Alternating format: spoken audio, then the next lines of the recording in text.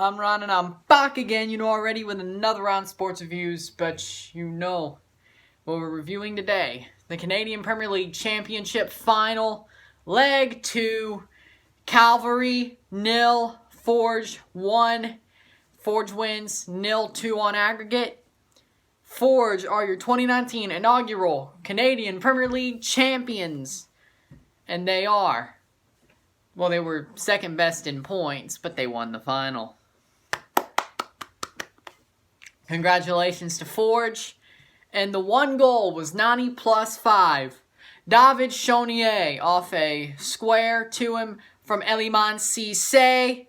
Shoots, scores off a breakaway from a penalty shout where Cavalry was screaming for a penalty because the Tor got kicked in the back of the leg when Crutzen was going for the ball. They don't really chase down Cisse and Chonier in hopes that the referee sees what happened or realizes what happened and stops it, but he doesn't. Cisse and Chonier run the length of the pitch. Cisse with a good square to Chonier. Chonier scores, seals it for Forge, even though there was only a minute left and they had a 1-0 lead on aggregate. And they already had it. They sealed it. They are your Canadian Premier League champions. Now, my thoughts about the match. I thought it was a very good match, a very defensive match, and a very technical match. It's kind of like the last two upsets in the MLS Cup playoffs. The team that was not expected to win played away, of course.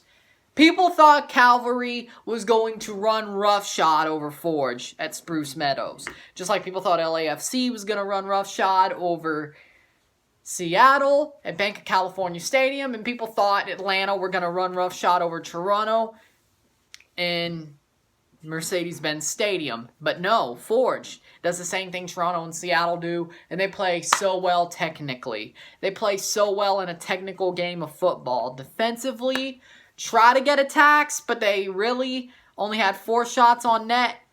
They were clinical for what they needed to be clinical for. They kept Cavalry to only really half chances and only 2 shots on net with 17 shots, but only 2 on net. They kept Forge to outside the box, free kicks, half chances. They played very good defense.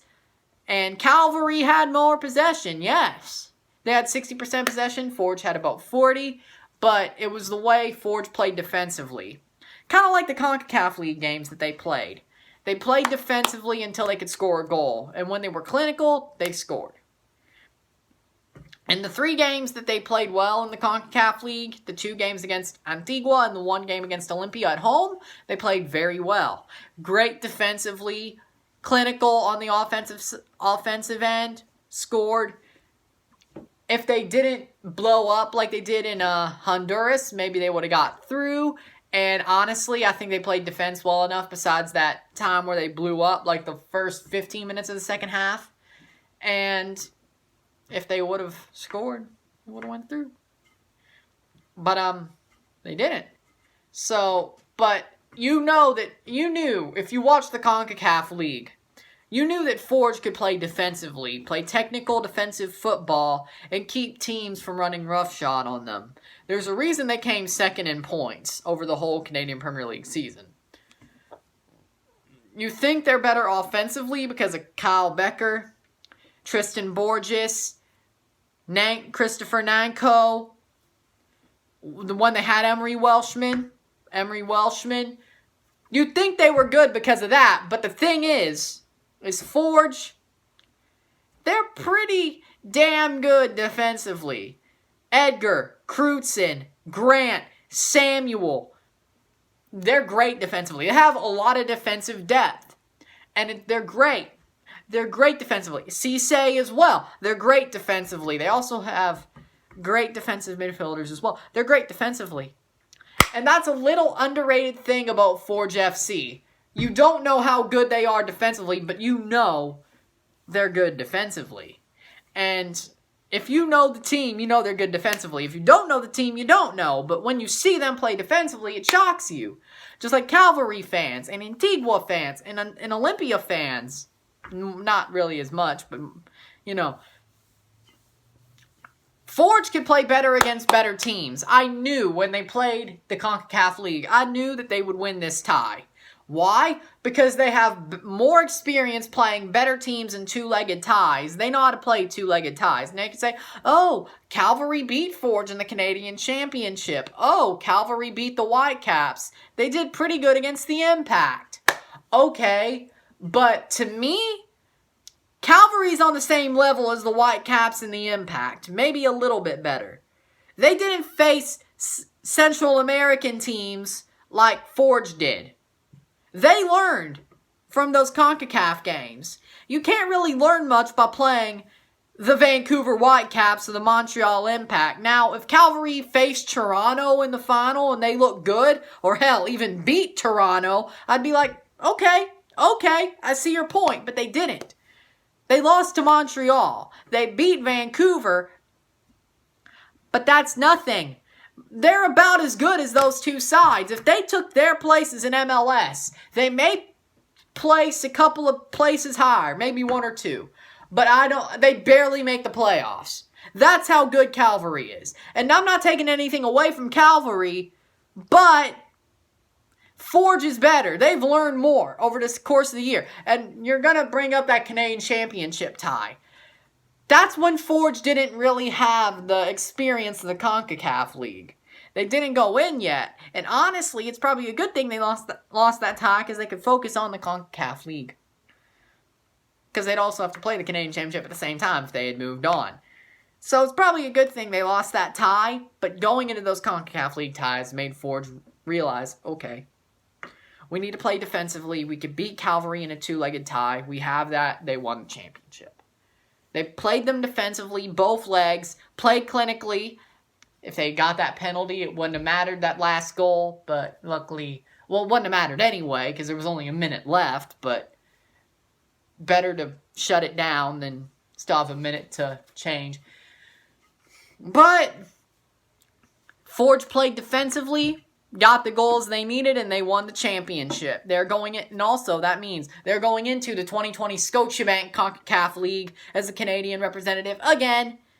And I'm telling you, they're probably going to go further next summer. Trust me on that. But Forge FC are your Canadian Premier League champions, and I loved watching this game. It was a beautiful game, a great game defensively, played well tactically. And I think Smyrniotis outcoached Wilden. I really do. I don't think Wilden was really that good of a coach anyway. I think Smyrniotis was always the best coach. He's the coach of the year, in my opinion. Not biased at all. A little bit, but maybe not.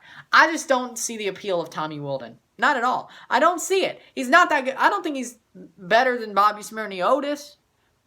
I even don't think he's better than Jimmy Brennan. I think Jimmy Brennan is a better manager than Tommy Wilden. That's just me, though. But you know what it is. So, Cavalry fans, if I were you, you had a great season. Congratulations. You played your hearts out, and you won both seasons and had the most points in the overall table. You still had a great season. Just because you didn't play well in the two games that meant the most, you still had a great season. And I bet you're going to be back to where you were next season. And this is going to be nearly a yearly thing. It's either going to be York 9 and Forge against Cavalry. And it's going to be the Forge York 9 Cavalry Challenge Cup finals. That's basically what it's going to be. And congratulations, you had a good season. Forge fans, if I were you, celebrate. Because we are the Canadian Premier League champions. We are forever first. And we are the best of Canada. The Premiership is ours. Let's go. Love it. If you like this video, like it, share, subscribe. You know what it is. Tell all your friends. Forge are forever first. They are your champions. I'm Ron and I'm out. Peace.